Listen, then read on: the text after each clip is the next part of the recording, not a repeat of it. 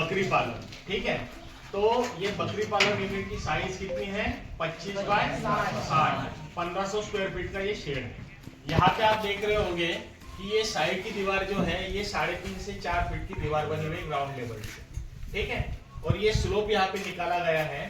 Slope इसलिए है कि मलमूत्र जो है एक साइड में आ जाए और इस नली से वो बाहर अपनी यूरिन कलेक्शन टैंक में चला जाए। आप जिस जगह पे खड़े हो वो है पोर्च। वो क्या है? पोर्च। और पोर्च से जो सेंट्रल की हाइट है वो है 12 फीट। 12 फीट इसलिए है कि गर्मी की जो दिक्कत है वो कम हो जाए, टेम्परेचर कम रिफ्लेक्ट हो, गर्मी ज्यादा ना हो। आपके सामने जो खाने वाले दिख रहे हैं जिसको हम फीड मर्जर कहते हैं, क्या कहते हैं? Feed merger. जो पशुशाला में, जो बकरी की पशुशाला है उसमें अपन बच्चों के लिए लगाते हैं 1.5 फीट पे और बड़ी बकरियों के लगाते हैं 2.5 से 3 फीट पे, ठीक है। उसके बाद में इसमें 4 खाने बने हुए हैं, है ना? 4 खाने बने हुए हैं। तो ये 4 खानों में पहला खाना जो है, ये पहला खाना होता है बच्चों के लिए, दूसरा खाना होता है बकरियों के लिए, और तीसरा खाना होता है बकरे के लिए, और चौथा खाना काय के लिए होता है? बीमार बकरियां और जो प्रेग्नेंट गोट है उनके लिए। अपने यहाँ पे अपन 4 ब्रीड मेंटेन करते हैं, उस्मानाबादी, सिरोही, उसके बाद हम करते हैं बर्बरी, और हम यहाँ पे जो ब्रीड एक मेंटेन की है उसका नाम है सोजर। अब ये जो बकरी आपको यहाँ पे कम दिख रही है, तो पिछले 4 महीने पहले हमने यहाँ से किसानों के लिए एक डेमो था आत्मा का, उसमें बकरियां बांट दी है, ठीक है। अभी अपने पास ये जो आपको ब्राउन कलर की बकरी दिख रही है वो है सिरोही। कौन सी है? सिरोही। सिरोही जो बकरी है ये राजस्थान की नस्ल है। ये कहाँ की नस्ल है? राजस्थान की। और ये world widely well adapted breed है। ये world widely well adapted breed है। उसके बाद जो सफेद कलर का बकरा आपको दिख रहा है वो है सोजर। वो कौन सा है? सोजर। और ये काले कलर की बकरी जो दिख रही है वो है ओस्मानाबादी। कौन सी है? ओस्मानाबादी। ओस्मानाबादी ये महाराष्ट्र की नस्ल है। और ये जो बकरी है ये पूरी तरह से हार्डी ब्रीड है, इसका खान पान का कोई भी चिंता नहीं है। ये इसको कुछ भी फीड दे दो ये एक्सेप्ट करती है। बकरियों के खाने के लिए जो है हरे चारे का और सूखे चारे का इस्तेमाल करना होता है। हरे चारे में जो है अपने पास ये जो पीछे का फील्ड है वहां पे अभी हमने लगाया है बरसीम और लूसन। बरसीम ये जो है इसको क्या कहा जाता है? इसको कहा जाता है चारे का राजा, यानी किंग ऑफ फॉडर। और जो लूसन है, लूसन को कहा जाता है क्वीन ऑफ फॉडर। उसको क्या कहा जाता है? Queen of fodder. ये सीजनल है जो नवंबर अक्टूबर के फर्स्ट वीक से लेके नवंबर तक अपन उसकी बुआई करते हैं, और मार्च एंड तक अपने को ये चारा देंगे। 4 से 5 कटिंग इसकी निकलेगी, और ये बिल्कुल मेथी के पत्ते जैसा दिखता है। और इसमें जो है प्रोटीन लगभग 18 से 25% प्रोटीन है। तो ये अपने सारे पशुओं के लिए अपन चारे की बुआई की है। दूसरा पेरीनियल चारा जो है उसमें हमने नेपियर लगाया हुआ है, सुपर नेपियर।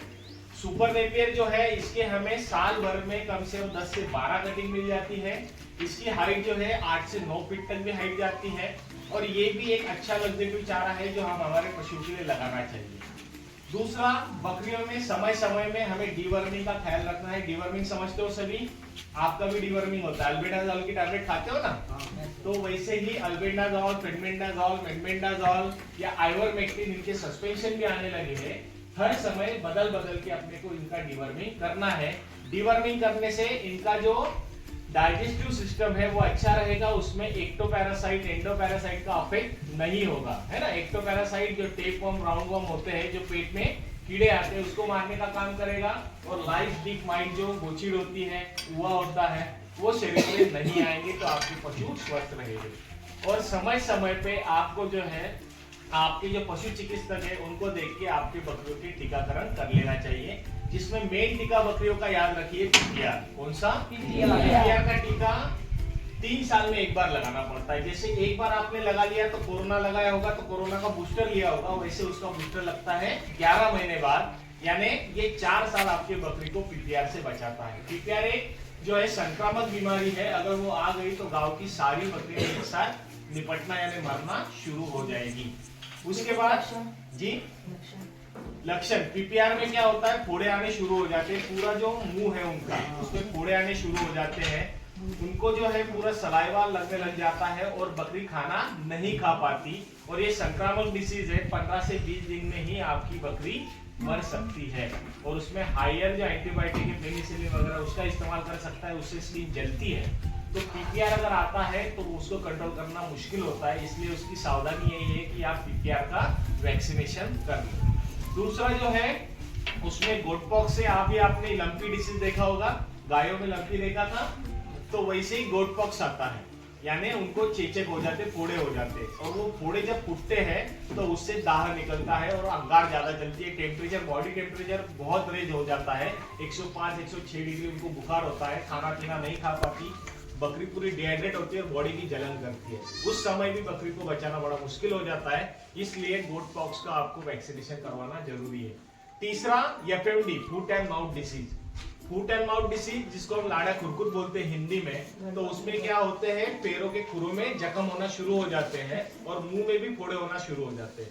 तो इन बकरियों में उस समय आपको क्या करना होता है, उनको एंटीसेप्टिक क्रीम लगा के या अपना जो एंटीसेप्टिक आयोडीन आता है उससे उनको जख्म को साफ करें, उसको अच्छे से हम उसको उसकी जो है क्लियर करें। उसके साथ उसके मुंह पे जो फोड़े आते हैं उसके लिए घरगुती उपाय में अपन कर सकते हैं, देसी घी ले, देसी घी में मेथी या धनिया, उसकी जुड़ी को डुबाए, उसके ऊपर हल्दी डाले और अपनी बकरी को खिलाए कि उसकी मुंह का हाजमा सही हो।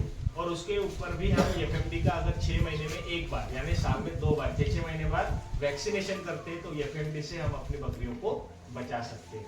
और तीसरी सबसे जरूरी चीज कि आपको जो है समय समय में, हमारा शेड साफ दिख रहा है आपको, तो समय समय पे साफ सफाई आपको करना जरूरी है। अगर आप सफाई नहीं रखोगे तो इसमें बैक्टीरियल और वायरल काउंट ज्यादा आएंगे और वो आपके बीमारी के वेक्टर बनेंगे और आपके बकरियों को बीमार करेंगे। इसलिए आपको समय समय पे सफाई का भी ध्यान देना जरूरी है। और सबसे लास्ट चीज, बकरियों को पीने के लिए ताजा ठंडा पानी आपको देना है, ठीक है। फ्रेश पानी जितना उनको आप देते रहोगे तो वाटरबोर्न डिसीज जो है, जो पानी से आने वाली बीमारियां है, वो आपके बकरियों में नहीं आएगी, ठीक है। अभी अगले यूनिट पे चलते हैं, पोल्ट्री में। अब मुर्गी में जो है 3 प्रकार की मुर्गियां होती है ना। एक होती है देसी मुर्गियां, दूसरी होती है ब्रॉयलर और तीसरी होती है कॉयलर। अब मुर्गियां जो है, मुर्गियां अलग अलग पर्पस के लिए हम पालते हैं। काय के लिए पालते हैं, पहला तो खाने के लिए यानी मांस के लिए, दूसरा अंडों के लिए, और तीसरा उत्पादन यानी मांस और अंडा दोनों के लिए, ड्यूअल पर्पस के लिए। तो उस हिसाब से अलग अलग मुर्गियां होती हैं। ब्रॉयलर मुर्गियां सबने देखी है, सफेद वाली, खाई भी होगी, है ना, जो सस्ती होती है। ध्यान दो इधर। उसके बाद आपके पास जो है, यहाँ पे आपने जो मुर्गी देखी अंदर, ये कौन सी मुर्गी है, कड़कनाथ। कड़कनाथ जो है ये ब्लैक मीट चिकन है, इसको बोलते हैं कालमासी। क्या बोलते हैं, कालमासी। यानी इसका चिकन जो है ये कौन से कलर का आएगा, काले कलर का। पूरी मुर्गी भी आपको कौन से कलर की दिख रही है, काले कलर की। वो काले कलर की इसलिए है कि हमारा शरीर का जो रंग है वो कौन सा पिगमेंट डिसाइड करता है, मेलानिन। कौन सा पिगमेंट, मेलानिन। तो ये कड़कनाथ में मेलानिन सबसे ज्यादा, इसके वजह से ये पूरी तरह से काली है। कड़कनाथ की 3 प्रजातियां होती है। पहली होती है सिल्की। कौन सी, सिल्की। दूसरी होती है, सॉरी, कड़कनाथ की होती पहली जेट ब्लैक। कौन सी होती है, जेट ब्लैक। दूसरी होती है पेंसिल। कौन सी होती है, पेंसिल। और तीसरी होती है गोल्डन। अब इन तीनों में अंतर क्या है, जो जेट ब्लैक है उसकी कोम बोलो या उसका वेटल बोलो, उसकी बीक बोलो, उसकी जबान बोलो, उसका ईयरलोब बोलो, उसके पंख बोलो, उसका मांस बोलो, उसके स्केल बोलो, सारे काले मिलेंगे, है ना, जेट ब्लैक के। और 80% आपको जो है जेट ब्लैक ही दिखते हैं। ये अलीराजपुर की है, एमपी का जो अलीराजपुर का जंगल है वहां से आई हुई ब्रीड है, जिसको जीआई टैग मिला हुआ है, जियोग्राफिकल इंडिकेटर मिला हुआ है। और इसकी जो दूसरी प्रजाति है पेंसिल, उसमें आपको पंख पे सफेद कलर के धब्बे मिलेंगे, और जो गोल्डन है उस पे आपको गोल्डन कलर के धब्बे मिलेंगे। इतना ही अंतर। सबसे ज्यादा मिलती है जेट ब्लैक, फिर मिलती है पेंसिल और सबसे रेयर मिलती है गोल्डन।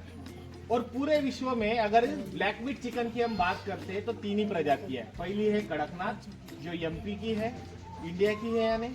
दूसरी है सिल्की जो चाइना की है, और तीसरी है अय्याम सेनानी जो इंडोनेशिया की। अब मुर्गी जो है इसकी हाई वैल्यू बर्ड क्या है, कड़कनाथ हाई वैल्यू बर्ड क्यों है, क्योंकि 1000 रुपए में मुर्गा बिकता है। 1000 रुपए में क्यों बिकता है, तो वो इसलिए बिकता है कि इसमें जो मेडिसिनल प्रॉपर्टीज है वो किसी मुर्गे में नहीं है। मेडिसिनल प्रॉपर्टी क्या है, तो सबसे ज्यादा इसमें पहली चीज है कि ये नेचुरल वायग्रा का काम करता है, यानी लैंगिक शक्ति बढ़ाने का काम करता है। महिलाओं में जो मासिक धर्म के टाइम पे जो दिक्कतें आती है उसको रिजॉल्व करने के पिगमेंट इसमें है। दूसरा, इसमें कोलेस्ट्रॉल कंटेंट जो है वो सबसे कम है, 0.84 mmg इतना ही कोलेस्ट्रॉल इसमें है।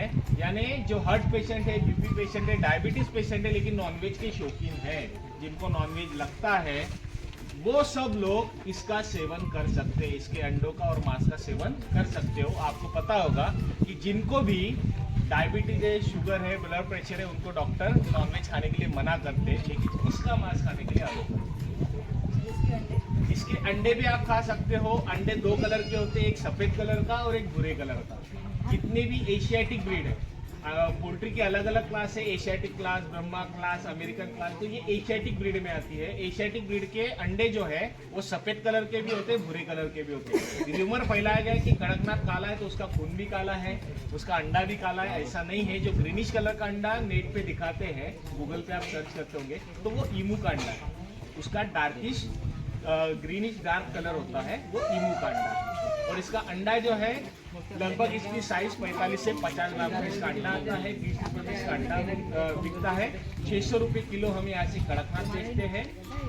और मुर्गी जो है, यानी मुर्गा 600 रुपये किलो, मुर्गी 500 रुपये किलो हम यहाँ से बेचते हैं। ठीक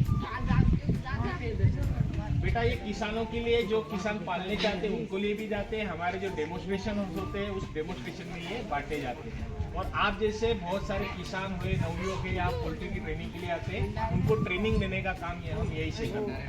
ठीक है, जिसमें उनका वैक्सीनेशन। कड़कनाथ ज्यादा क्या उत्पादन देता है? कड़कनाथ जो है मेनली अपन मीट पर्पस के लिए करते हैं, क्योंकि इसकी एग लेइंग कैपेसिटी जो है वो 80 से 90 अंडे पर एनम 80 से 90 अंडे देता है। लेकिन हाई वैल्यू ब्रीड इसीलिए क्योंकि मेडिसिनल प्रॉपर्टी है, तो इसके अंडे जो है मेडिकल पेशेंट जो है उनके लिए सबसे कारगर है। और कोई क्वेश्चन और किसी को कुछ पूछना है? साफ सफाई करने जाते तो जा सकते बेटा, लेकिन अभी चाबी में भूल आया हूँ।